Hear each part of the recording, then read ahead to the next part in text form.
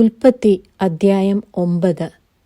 ദൈവം നോഹയെയും അവന്റെ പുത്രന്മാരെയും അനുഗ്രഹിച്ച് അവരോട് അരുളി ചെയ്തതെന്തെന്നാൽ, നിങ്ങൾ സന്താനപുഷ്ടിയുള്ളവരായി പെരുകി ഭൂമിയിൽ നിറവിൻ.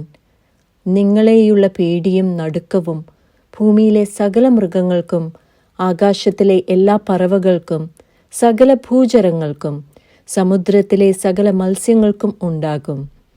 അവയെ നിങ്ങളുടെ കയ്യിൽ ഏൽപ്പിച്ചിരിക്കുന്നു. ഭൂചര ജന്തുക്കളൊക്കെയും നിങ്ങൾക്ക് ആഹാരമായിരിക്കട്ടെ. പച്ച സസ്യം പോലെ ഞാൻ സകലവും നിങ്ങൾക്ക് തന്നിരിക്കുന്നു. പ്രാണനായിരിക്കുന്ന രക്തത്തോടു കൂടെ മാത്രം നിങ്ങൾ മാംസം തിന്നരുത്. നിങ്ങളുടെ പ്രാണനായിരിക്കുന്ന നിങ്ങളുടെ രക്തത്തിന് ഞാൻ പകരം ചോദിക്കും. സകല മൃഗത്തോടും മനുഷ്യനോടും ചോദിക്കും. അവനവൻ്റെ സഹോദരനോടും ഞാൻ മനുഷ്യൻ്റെ പ്രാണന് പകരം ചോദിക്കും. ആരെങ്കിലും മനുഷ്യൻ്റെ രക്തം ചൊരിയിച്ചാൽ അവൻ്റെ രക്തം മനുഷ്യൻ ചൊരിയിക്കും. ദൈവത്തിൻ്റെ സ്വരൂപത്തിലല്ലോ മനുഷ്യനെ ഉണ്ടാക്കിയത്. ആകയാൽ നിങ്ങൾ സന്താനപുഷ്ടിയുള്ളവരായി പെരുകുവിൻ. ഭൂമിയിൽ അനവധിയായി പെറ്റുപെരുകുവിൻ. ദൈവം പിന്നെയും നോഹയോടും അവൻ്റെ പുത്രന്മാരോടും അരുളി ചെയ്തത്, ഞാൻ ഇതാ നിങ്ങളോടും നിങ്ങളുടെ സന്തതിയോടും ഭൂമിയിൽ നിങ്ങളോട് കൂടെയുള്ള പക്ഷികളും കന്നുകാലികളും കാട്ടുമൃഗങ്ങളുമായ സകല ജീവജന്തുക്കളോടും പെട്ടകത്തിൽ നിന്ന് പുറപ്പെട്ട സകലവുമായി ഭൂമിയിലെ സകല മൃഗങ്ങളോടും ഒരു നിയമം ചെയ്യുന്നു. ഇനി സകല ജഡവും ജലപ്രളയത്താൽ നശിക്കയില്ല. ഭൂമിയെ നശിപ്പിപ്പാൻ ഇനി ജലപ്രളയം ഉണ്ടാകുകയുമില്ല എന്ന് ഞാൻ നിങ്ങളോടൊരു നിയമം ചെയ്യുന്നു. പിന്നെയും ദൈവം അരുളി ചെയ്തത്, ഞാനും നിങ്ങളും നിങ്ങളോട് കൂടെയുള്ള സകല ജീവജന്തുക്കളും തമ്മിൽ തലമുറ തലമുറയോളം സദാകാലത്തേക്കും ചെയ്യുന്ന നിയമത്തിൻ്റെ അടയാളമാവിത്. ഞാൻ എൻ്റെ വില്ല് മേഘത്തിൽ വയ്ക്കുന്നു.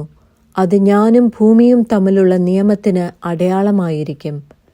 ഞാൻ ഭൂമിയുടെ മീതെ മേഘം വരുത്തുമ്പോൾ മേഘത്തിൽ വില്ല് കാണും. അപ്പോൾ ഞാനും നിങ്ങളും സർവ്വജഡവുമായ സകല ജീവജന്തുക്കളും തമ്മിലുള്ള എൻ്റെ നിയമം ഞാൻ ഓർക്കും. ഇനി സകല ജഡത്തെയും നശിപ്പിപ്പാൻ വെള്ളം ഒരു പ്രളയമായി തീരുകയുമില്ല. വില്ല് മേഘത്തിലുണ്ടാകും. ദൈവവും ഭൂമിയിലെ സർവ്വജഡവുമായ സകല ജീവികളും തമ്മിൽ എന്നേക്കുമുള്ള നിയമം ഓർക്കേണ്ടതിന് ഞാൻ അതിനെ നോക്കും. ഞാൻ ഭൂമിയിലുള്ള സർവ്വജഡത്തോടും ചെയ്തിരിക്കുന്ന നിയമത്തിന് ഇത് അടയാളമെന്നും ദൈവം നോഹയോട് അരുളി ചെയ്തു. പെട്ടകത്തിൽ നിന്ന് പുറപ്പെട്ടവരായ നോഹയുടെ പുത്രന്മാർ ഷേമും ഹാമും യാഫെത്തും ആയിരുന്നു.